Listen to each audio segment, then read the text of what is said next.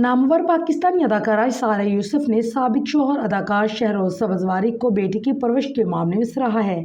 हाल ही में एक इंटरव्यू के दौरान सायरा ने मेज़बान सनम जंग से गुफ्तगू करते हुए बताया है कि हम दोनों, सायरा और शहरोज, हमेशा बेटी की भलाई को अपनी पहली तरजीह बनाते हैं। बताया कि शहरोज बेटी की परवरिश में हमेशा मामूल रही और कभी भी गैर ज़रूरी या मुतज़ाद नज़रियात पेश नहीं करते जिससे नूरे की परवरिश मुतासर हो। सायरा का कहना था कि बच्चों की मुश्तरका परवरिश करने वाले वालिदैन के लिए ज़रूरी है कि वो ज़हनी और जज्बाती तौर पर फिट और सेहतमंद हो ताकि दोनों एक दूसरे की मदद करते हुए बच्चे की बेहतर परवरिश कर सकें। तलाक के तजुर्बे पर बात करते हुए सायरा ने कहा है कि ज़िंदगी बाज़ात ऐसे हालात पेश करती है जो हमारे काबू में नहीं होते और ये हालात जहन पर बुरे असर डाल सकते हैं।